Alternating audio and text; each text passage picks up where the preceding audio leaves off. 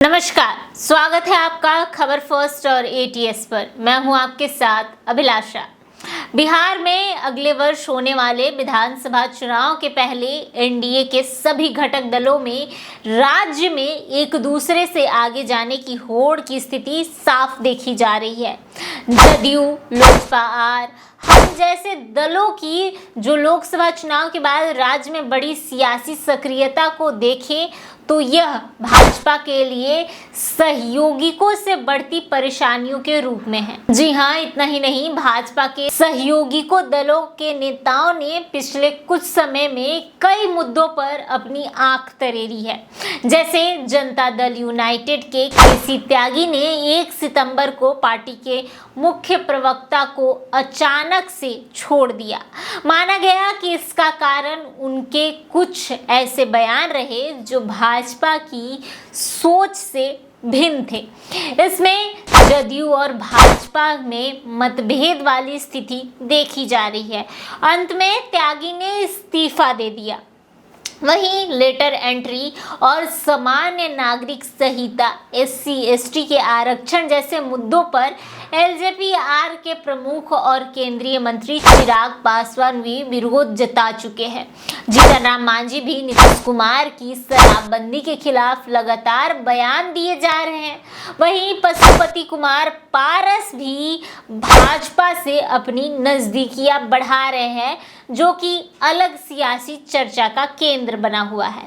देखा जाए तो खुद को प्रधानमंत्री नरेंद्र मोदी का हनुमान होने का गर्व से दावा करने वाले चिराग पासवान ने पिछले 2 महीने में मोदी सरकार के कई फैसलों के खिलाफ खुले तौर पर अपनी राय व्यक्त की थी।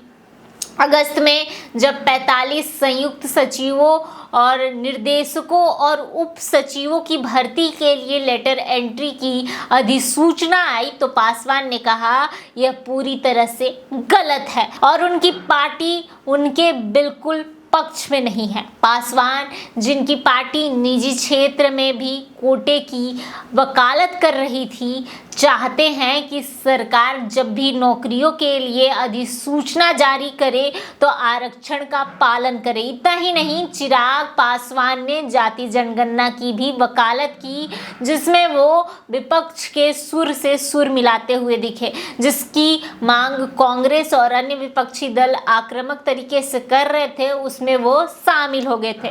मानसून सत्र में सरकार द्वारा लाए गए वक्फ संशोधन विधेयक के खिलाफ भी उनका विरोध उतना ही मुखर था। इन सब के बीच पासवान के चाचा पशुपति कुमार पारस, जो 2024 के चुनाव से पहले भाजपा द्वारा पासवान के पक्ष में उन्हें छोड़ने की बाद से राजनीतिक वनवास में थे, अचानक अमित शाह से मिले। संकेत मिल रहे हैं कि पारस को अब कोई अहम पद मिल सकता है, जिसमें वह राज्यपाल भी चुने जा सकते हैं। इसी तरह जीतन राम मांझी ने हालिया दिनों में शराबबंदी को लेकर मुख्यमंत्री नीतीश कुमार के फैसलों पर खुलेआम आपत्ति दर्ज की है। इसमें जदयू और हिंदुस्तान आवाम मोर्चा के बीच तनातनी साफ तौर पर देखी जा रही है। साथ ही अगले वर्ष होने वाले विधानसभा चुनाव में बड़े स्तर पर जो उम्मीदवार है वो उतारने की जीतन राम मांझी बात कर रहे हैं, बयान दे रहे हैं। अभी से उन्होंने बयानबाजी शुरू कर दी है।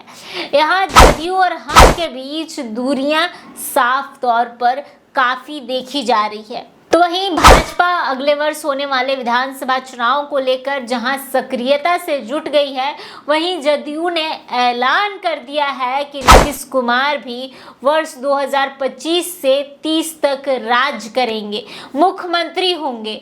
इसे लेकर पटना की सड़कों पर बाकायदा बैनर लगाए गए हैं। जी हाँ, जदयू नेता की ओर से लगाए गए पोस्टर में लिखा गया है 2025 से 30 फिर से नीतीश।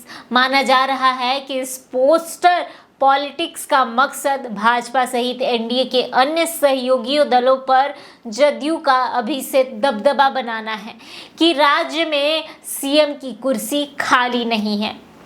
सबसे खास बात यह है कि इस पोस्टर में एनडीए के किसी अन्य दल के नेता का कोई भी फोटो नहीं है, कोई भी जगह नहीं दी गई है। यानी संदेश साफ है कि नीतीश के लिए हर प्रकार की सियासी रणनीति बनाई जाएगी, जिससे 2025 से 30 फिर से नीतीश की सरकार बनाने का ऐलान कर दिया गया है। वहीं राज्यसभा सांसद और राष्ट्रीय लोक मोर्चा के राष्ट्रीय अध्यक्ष उपेंद्र कुशवाहा भी अब बिहार की यात्रा पर निकल रहे हैं। जी हाँ, 25 सितंबर से यात्रा पर निकल रहे उपेंद्र कुशवाहा इसकी शुरुआत अरवल जिले से करेंगे। बिहार यात्रा से शुरू हो रही उपेंद्र कुशवाहा की यात्रा का मकसद भी अगले विधानसभा चुनाव में अपने दल को मजबूत करना है।